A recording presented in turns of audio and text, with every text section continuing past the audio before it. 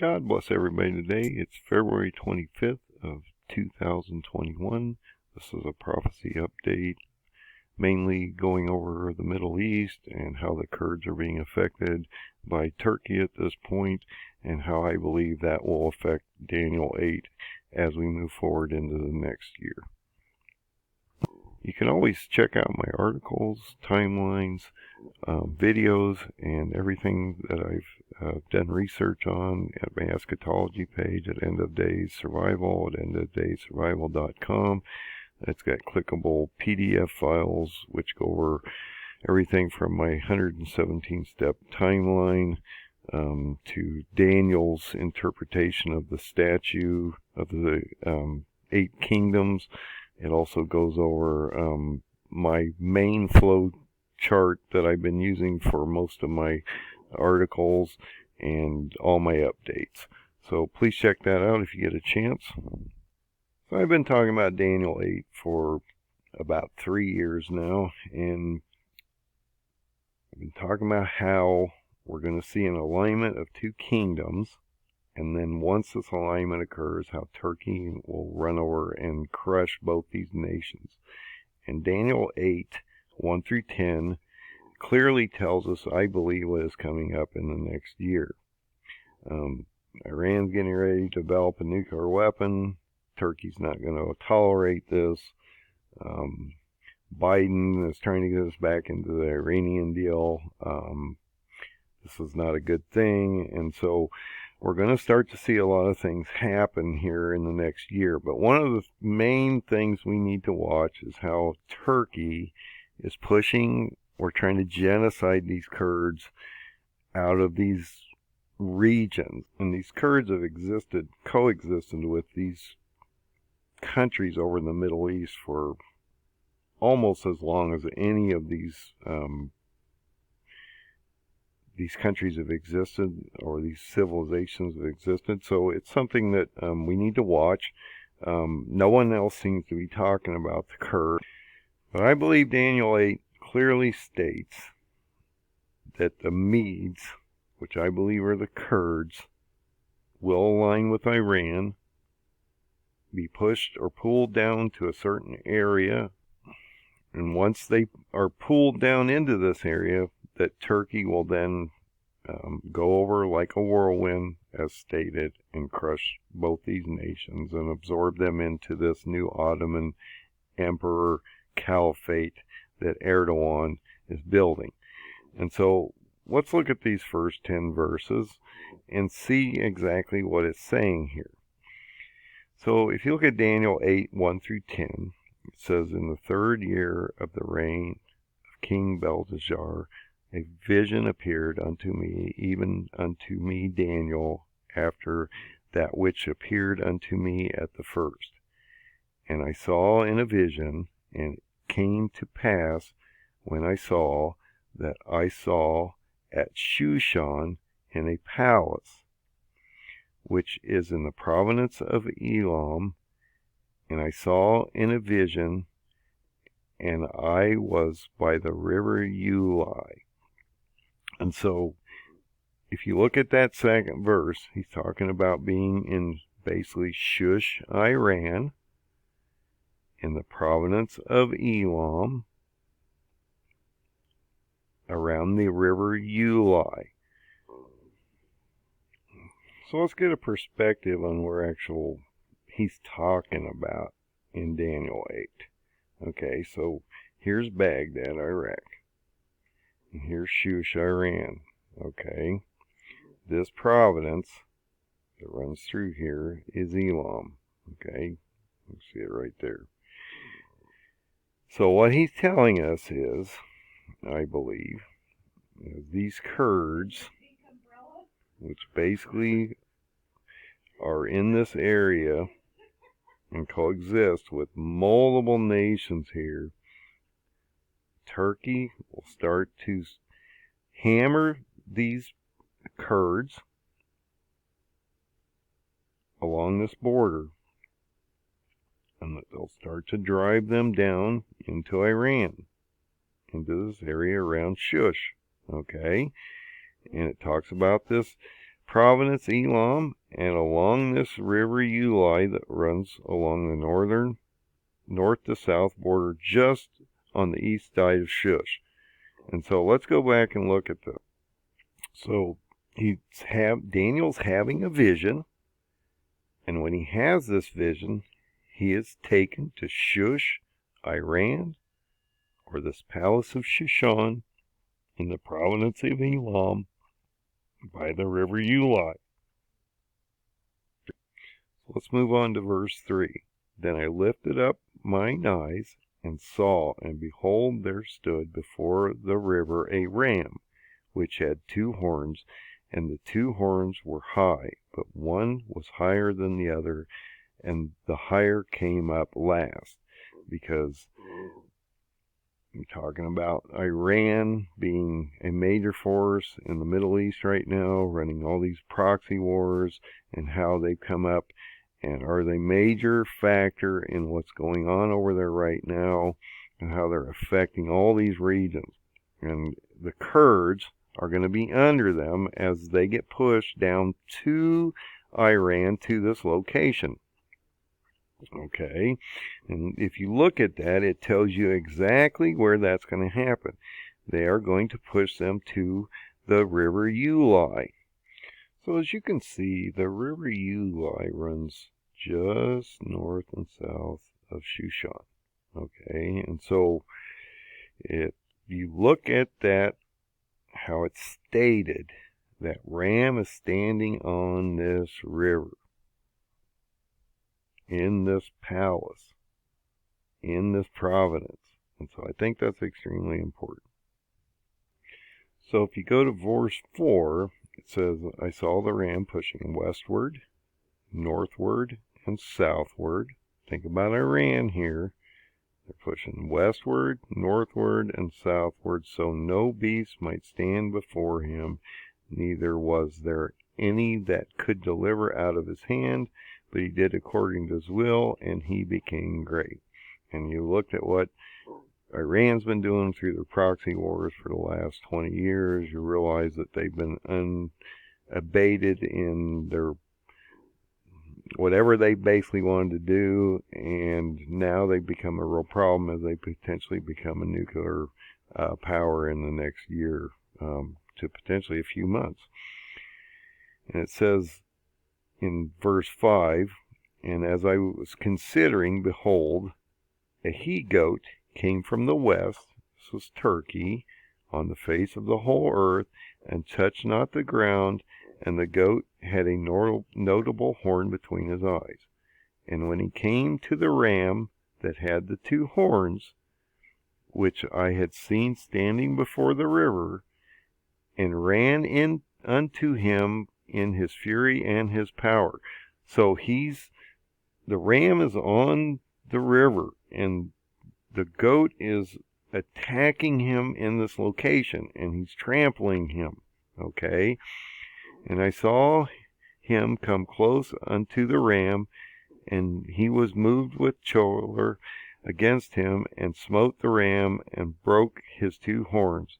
And there was no power in the ram to stand before him, but he was cast unto the ground, and stamped upon him, and there was none that could deliver him out of the hand of the goat. Okay, so the goat is destroying both these kingdoms.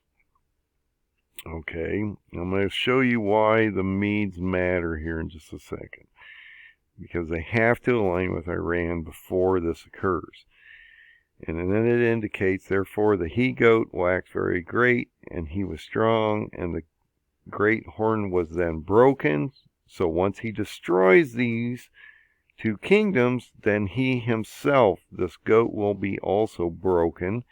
And from this, a notable horn will come, and it talks about the 4 winds of heaven. And so when do we talk about the 4 winds of heaven? Revelation 7:1, we talk about the selection of the 144,000 at the beginning of the 7th seal. It talks about the 4 winds are being held, and then when are they released?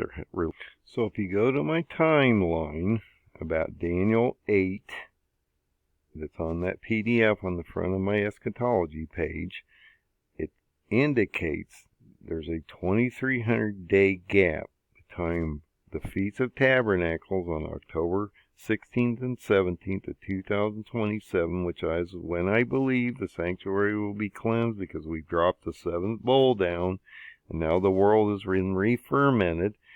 Everything is new again. If you work that 2,300 days backwards, that takes us to June 30th. So it's extremely important. This is June 30th of 2021. We're in February 25th now, and so things are going to start ramping up quickly on the Daniel 8 effect. And I've talked about this Daniel 8 ram-goat war and how it is the first 6 seals. Erdogan is the first seal, and he will die on the 6th seal, and how he will bring a quarter of the world under war. He will form 10 full nations that will end up in Egypt, be taken up and pulled back into Israel, and then destroyed on the 6th seal.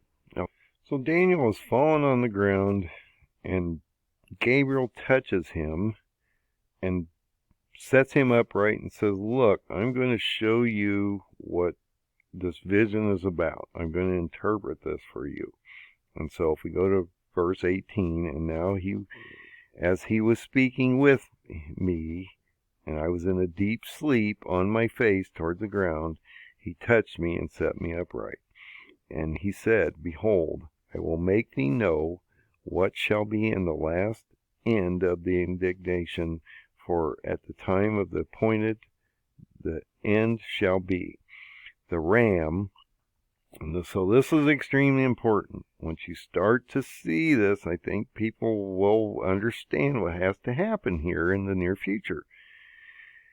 So it clearly states the ram, which you saw as having 2 horns, are the kings of Media and Persia.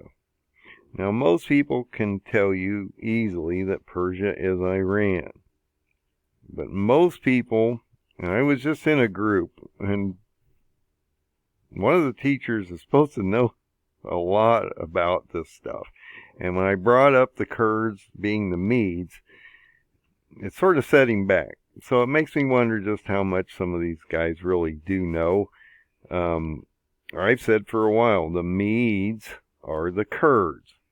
And that once the Kurds are being pushed out of Turkey, out of Syria, out of Iraq, and then shoved down into this area of Shush, Iran, and I say between Baghdad and Shush, Iran, once this group gets pulled down there, we will see Turkey run over there and smash them. And it clearly tells us once the ram is standing along the river Ulai that this is going to happen. And so these 2 horns of the Medes and the Persians will be destroyed by the king of Grecia, which is Turkey, or Yavon. Okay? And that this great horn is the first king. Okay? And now that it's being broken, 4 will stand up, and 4 kingdoms shall come out of that nation, but not of its power.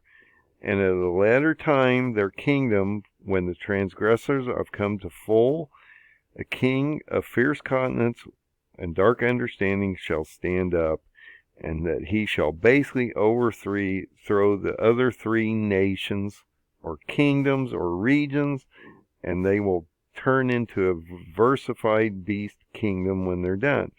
And so he will prosper, he will practice, he will destroy, and he will take these 4 regions down into one diversified kingdom. And so that's what I keep saying. The 10 nations that form between Daniel 8 and the time they get to Israel will convert down into 4 regions, and then from that an Antichrist will come from this. But look what it's telling us here. It's clearly telling us that when these 2 kings of Media and Persia join, that he's going to destroy them. So because I believe the Kurds or the Medes will play a major point or role in what's coming up in the next year, I've been tracking them on what I call the Syrian Live Map.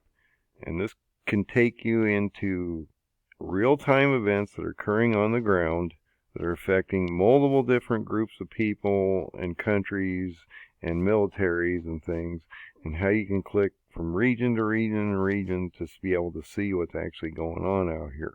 And so I think it's extremely important that when you come out and look at these maps, you'll start to realize something extremely important is happening. So Turkey, which is in blue here, which is doing most of the main action most of the time in here. You've got Assad down here. You've got Russia that's in the red, also working in tandem with all these groups. The Americans are over here. There's all kinds of different factions happening here. But the one you have to really watch is the Kurds and how Turkey's affecting them. So you can click on these different regions, like I click on, if you click on the area, you come down here, you can click on the Middle East, and just click on the Kurds. And when that happens, this will bring up this map, okay? And so you can see what's affecting the Kurds at any one time, okay?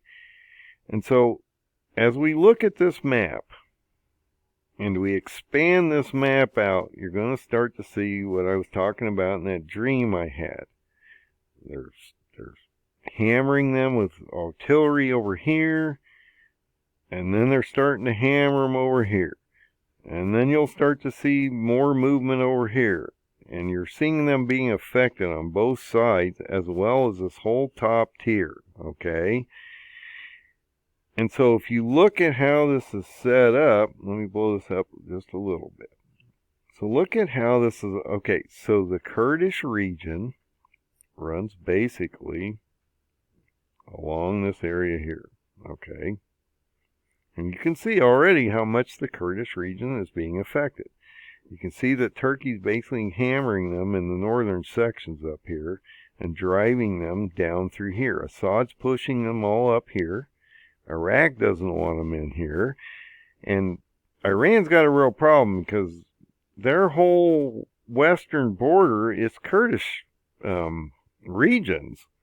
So they're going to have a problem just telling these people that they aren't going to help them because they've got a lot of Kurdish factions within this group or area. I believe one of the things that we need to watch, and that is going to come up here in the near future, if you go into Iraq, you click on Iraq here, and that'll take you into the Iraqi map, you'll start to realize there's a lot of things happening in this northern area over here, okay? And I've said for a while, I've been watching Erbil, okay, E-R-B-I-L. This is a capital city of the Kurds, okay? And we just had a bunch of missiles launched into the green area here. And now we've seen the Armenians have set up a consulate here. And this is not going to make Turkey or Erdogan very happy. So if you click on any of these little tabs or circles, each of them will take you to a story, okay? And in this case, the one I clicked was about Armenia starting up a consulate in Erbil in this Kurdish region. And what did we see? We just saw Turkey take out Armenia through Azerbaijan up north. So this is extremely important as we start to see the Kurds become a major player into this Daniel 8 prophecy that's coming up. And I'm not sure exactly why no one's seeing this connection between the Kurds and Iran and how these two kings have to align. And then once that occurs, Turkey will then crush them. And I say that this, and I've been talking about this for some time on my videos, how I believe this will happen by the end of this year. And I've been talking about how this timeline works with what we're seeing now, and how this ramping up of Erdogan when he was unleashed on October 9th of 2019 has, and the corona came out just shortly after that, we've started to see all this economic unrest and destruction, and how I believe that if you go into those 2,300 days and you work them back from October 17th, you work 2,300 days back on our calendars. You can go and do this on any Google a date calendar, put in 2 specific dates, it'll tell you how many days, or you can put in a specific number of days and it will tell you what day it will end up on or where you want to be. And so if you take those 2,300 days from October 17, 2027 to today, 2,300 days, that would be in June 30th. So I believe we're going to see a major ramping up of Daniel 8 in the next year, and potentially a destruction of Iran by the end of this year. And I do not understand why no one is seeing the Kurds as the Medes, and how these two factions have to align, as Daniel 8 is telling us. And so as you get into Daniel 8 and you start to realize that these two nations are going to join, Iran and the Kurds, and when that occurs, we're going to see this goat come across the face of the earth and smash both of these kingdoms and destroy them. It's just that simple. And so he will absorb Iran into this caliphate. And by the time he gets down into Egypt and to Israel, he'll have formed 10 full nations, as Ezekiel 38 and 39 tell us. And from that, we will see his destruction when he gets to Israel on the 6th seal, since he is the first seal. Erdogan is the first seal, the white horseman. We will see his destruction on the 6th seal. And then what do we see? That 7th seal, that half an hour of silence, and he starts to hand out 7 trumpets as indicated in the Revelation 8, 1 and 2. It clearly states that once the 7th seal is broken, so all 7 seals are now broken at this time, there's a half an hour of silence, a selection of 144,000 elect, and that he will then hand out the trumpets and start the trumpet phase. That the seals can't happen in a trumpet or bowl phase because they've already occurred, and it clearly tells you in Revelation 8, 1 and 2, that once the seals are all broken, that the trumpets are handed out. And we go back to that Revelation 10:7, that 7th trumpet is not sounded until when? Revelation 15:1, when the wrath of God starts to pour out. So if you look at that 6th seal, and let's go to that real quick, I believe this is extremely important and works with Ezekiel 38 and 39, and I'll show you that in a second, and how the 6th seal is the same event as that, and how this quakes the whole earth, and that we see a blood moon event, and 1/3 of the stars are cast down, and we start to see the trumpets handed out. And what happens on the 6th trumpet? The Antichrist is brought out. So we need to watch this transition and how this happens. And what does it clearly tell us in Revelation 6:16? That this is the wrath of the Lamb, or the Son. So this is not the same as Revelation 15:1. This is the wrath of the Son. And if you go into Revelation 15:1, it clearly tells you that the last 7 plagues, or the bowls, are the wrath of God.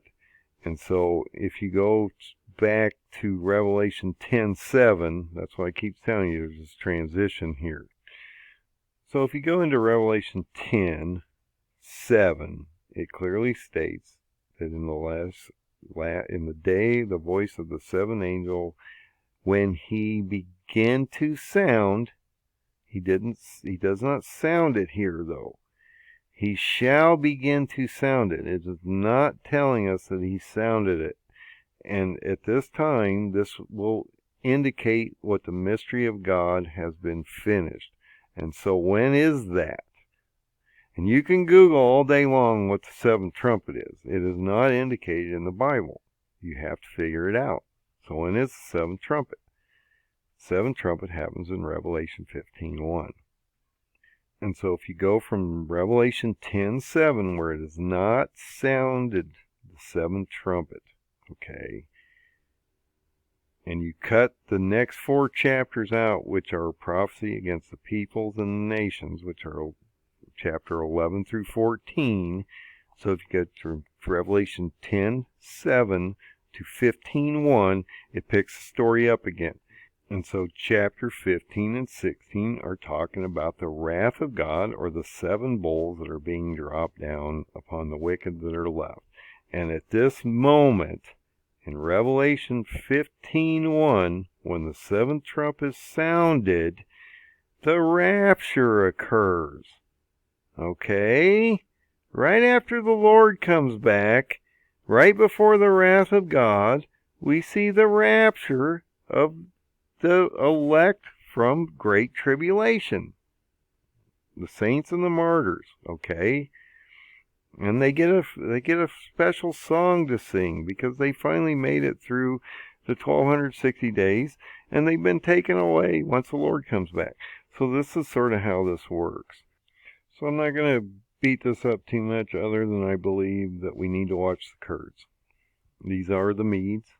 They will align with Iran, and once they get shoved out of these areas, and I say, in the dream that I had, I saw a wave from both sides hitting these Kurds, and from the top. And there'd be a wave from this side, and there'd be a wave from this side, and there'd be a wedge that come down in the center. And what's forcing these Kurds all the way down along this barrier, down into Elam, between Baghdad and Shush. And when they hit that river Ulai, we will see that destruction. And that is what the Bible's saying. You can go out and read Daniel 8 all day long, and that's what it's telling you. I don't have to tell you this. Read Daniel 8. Look at that interpretation that starts in Daniel 8:20, and how he talks about these Medes and the Persians joining, and then we're going to see that destruction of those 2 nations by Turkey. And this is not something that is Main Street out there and that anyone's talking about, but I believe this will be the main thing that affects us in the near future. And if you see geopolitically, if you see Iran fall as a nation, it's going to affect the markets and everything out here. And so we need oil prices, everything will be affected, commodities of all kinds. And so we need to watch the Medes.